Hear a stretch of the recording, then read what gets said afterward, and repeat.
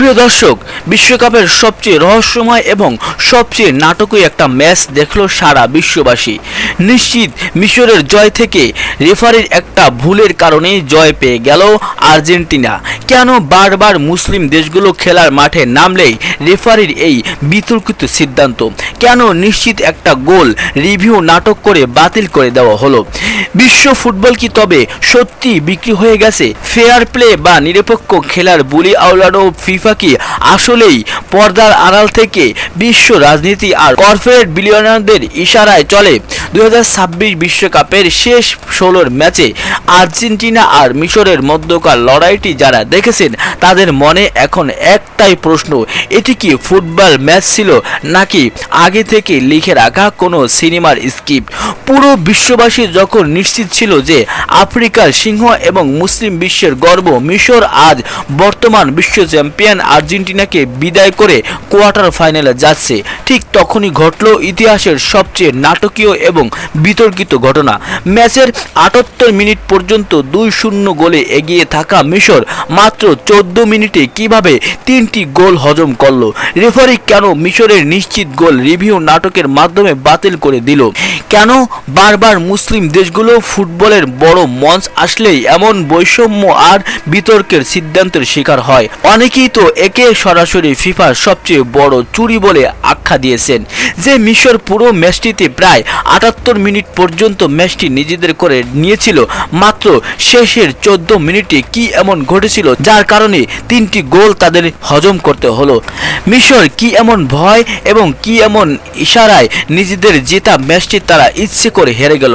তবে কি আবারও সেই ডোনাল্ড ট্রাম্প আর ফিফার সেই ষড়যন্ত্রের শিকার হলো মিশর? দর্শক, আজ আমরা ডেইলি বিডি নিউজ 24 এর এই বিশেষ এবং এক্সক্লুসিভ বিশ্লেষণে উন্মোচন করব সেই রহস্যের জাল। আপনি যদি মুসলিম দেশগুলোকে ভালোবাসেন এবং একজন ফুটবল প্রেমী হন, তাহলে ভিডিওটিতে একটি লাইক দিয়ে শেষ পর্যন্ত আমাদের সাথেই থাকুন। দর্শক, চলুন ফিরে যাই ম্যাচের প্রথমার্ধে। আটলান্টার মার্সিডিজ বেঞ্জ স্টেডিয়ামে ম্যাচের শুরু থেকেই লড়াকু ফুটবল উপহার দিচ্ছিল মিশর। বিশ্বসেরা তারকাদের নিয়ে গড়া আর্জেন্টিনাকে পাত্তাই দিচ্ছিল না তারা। ম্যাচের ঠিক 14তম মিনিটে পুরো স্টেডিয়ামকে স্তব্ধ করে দেন মিশরের ডিফেন্ডার ইয়াসির ইব্রাহিম। এক কর্নার থেকে উড়ে আসা বলে দুর্দান্ত হেডে আর্জেন্টিনার জাল কাঁপিয়ে মিশরকে 1-0 গোলে এগিয়ে নেন তিনি। আর্জেন্টিনা তখন মরিয়া। 20তম মিনিটে তারা পেয়ে যায় একটি বিতর্কিত পেনাল্টি। বল নিয়ে বক্সে ঢোকার পর লিওনেল মেসিকে ফাউল করার অভিযোগে রেফারি পেনাল্টির বাঁশি বাজান। কিন্তু বিধাতা হয়তো তখন মিশরের পক্ষে ছিলেন। আধুনিক ফুটবলের নায়ক বলা হয় যাকে। সেই লিওনেল মেসির নেওয়া পেনাল্টি শটটি বাজ পাখির মতো ঝাঁপিয়ে পড়ে রুখে দেন মিশরীয় গোলকিপার মোস্তফা সোবাইর। প্রথমার্ধ 1-0 শেষ হওয়ার পর দ্বিতীয়ার্ধে 66 মিনিটে আসে সেই মহেন্দ্রক্ষণ। আর্জেন্টিনার আক্রমণ রুখে দিয়ে এক দুর্দান্ত কাউন্টার অ্যাটাক বা পাল্টা আক্রমণ থেকে গোল করে বসেন মিশরের মোস্তফা জিকো। স্কোরলাইন তখন 2-0। গ্যালারিতে মিশরীয় সমর্থকদের উল্লাস। বিশ্বজুড়ে কোটি কোটি ফুটবল প্রেমীর চোখ তখন কপালে। বিশ্বের 1 নম্বর দল বিশ্ব চ্যাম্পিয়ন আর্জেন্টিনা তখন টুর্নামেন্ট থেকে ছিটকে যাওয়ার দ্বার প্রান্তে। ম্যাচের 72 মিনিটের দিকে একটি ঘটনা পুরো ম্যাচের মোড় ঘুরিয়ে দিতে পারত। মিশর যখন আরেকটি কাউন্টার অ্যাটাকে গিয়ে আর্জেন্টিনার জালে বল জড়ায়, তখন রেফারি লাইসম্যানের ইশারায় খেলা থামান। অফসাইড বা ফাউলের কোনো স্পষ্ট প্রমাণ না থাকা সত্ত্বেও ভিএআর বা ভিডিও অ্যাসিস্ট্যান্ট রেফারির রুমে শুরু হয় দীর্ঘ নাটক। সাধারণত ভিএআর রিভিউ দেখতে 1 বা 2 মিনিট সময় লাগে, কিন্তু এখানে রেফারি প্রায় 4 মিনিট সময় নষ্ট করলেন।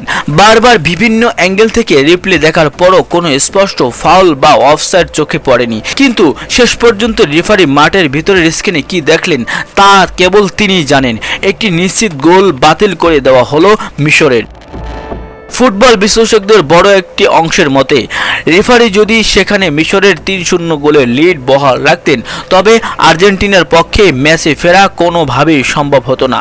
কেন বারবার মুসলিম দেশগুলো খেলার মাঠে নামলেই রেফারির এই বিতর্কিত সিদ্ধান্ত দেখতে হয়? কাতার বিশ্বকাপ থেকে শুরু করে এই 2026 বিশ্বকাপ ইরান, মরক্কো, তিউনিসিয়া, সৌদি আরব কিংবা মিশরের মতো মুসলিম প্রধান দেশগুলোর ম্যাচগুলোতে কেন রেফারির বাঁশি সবসময় প্রতিপক্ষদের পক্ষে কথা বলে।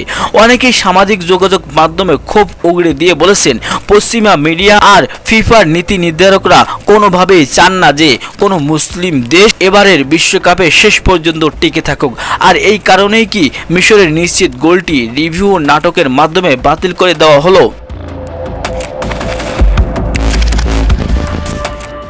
গোল বাতিলের এই মানসিক ধাক্কা কাটিয়ে ওঠার আগেই শুরু হয় ম্যাচের আসল রহস্য। ম্যাচ তখন গড়িয়েছে 78 মিনিটে, কিন্তু এরপরই ফুটবল মাঠের সবুজ গালিচায় নেমে আসে এক অদৃশ্য কালো ছায়া, যে মিশর দল পুরো ম্যাচটিতে প্রায় 78 মিনিট পর্যন্ত ম্যাচটি সম্পূর্ণ নিজেদের নিয়ন্ত্রণে রেখেছিল। ডিফেন্সে চীনের প্রাচীর গড়ে তুলেছিল।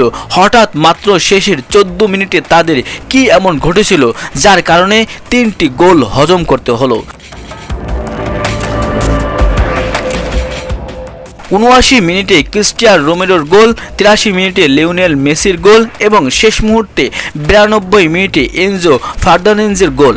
এই 14 মিনিটে মিশরীয় ডিফেন্ডারের বডি ল্যাঙ্গুয়েজ বা শারীরিক ভাষা লক্ষ্য করলে যে কোনো সাধারণ দর্শকের মনে সন্দেহ জাগবে যে ডিফেন্ডাররা মেসির ছায়াও মারাতে দিচ্ছিলেন না, তারা হঠাৎ কেন মেসিকে বক্সে ফাঁকা জায়গা ছেড়ে দিলেন। মিশরের গোলরক্ষক সোবাইর, যিনি ম্যাচের শুরু থেকে মেসি মার্তিনেজদের একের পর এক শট রুখে দিচ্ছিলেন, শেষ মুহূর্তে তিনি কেন এত অসহায় হয়ে পড়লেন?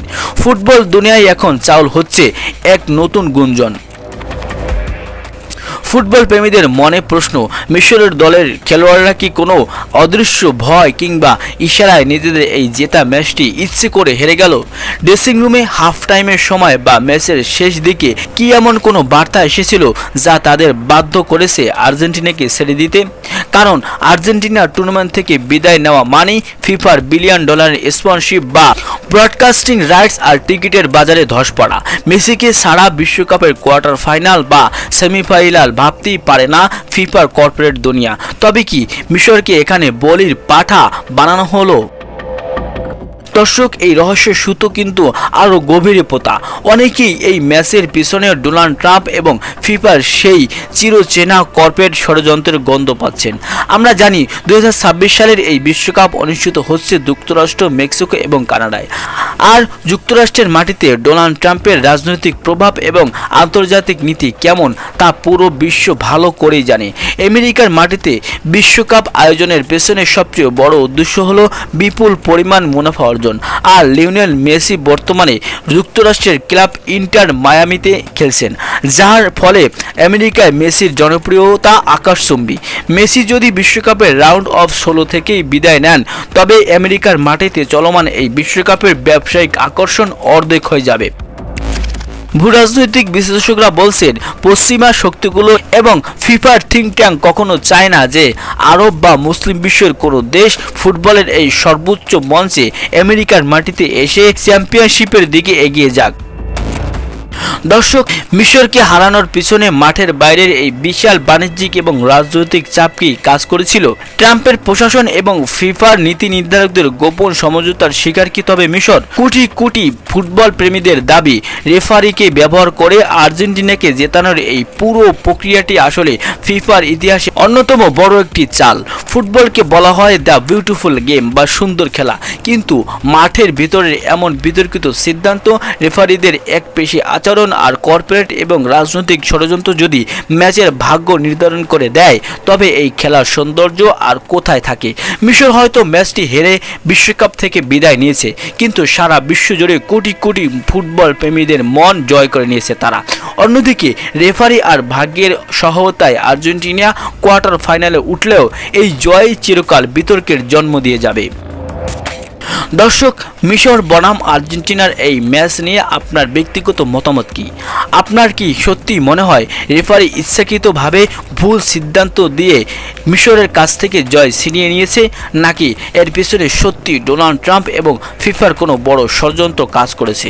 আপনার মূল্যবান মতামত অবশ্যই আমাদের কমেন্ট বক্সে লিখে জানান। ভিডিওটি ভালো লাগলে এবং ফুটবলে এমন অবিচারের বিরুদ্ধে প্রতিবাদ জানাতে ভিডিওটিতে একটি লাইক দিয়ে আপনার বন্ধুদের সাথে শেয়ার করুন এবং প্রতিদিন এবং বিশ্লেষক ধর্মীয় সকল সংবাদ সবার আগে পেতে চ্যানেলটি সাবস্ক্রাইব করে পাশে থাকা বেল বাটনটি অন করে রাখুন।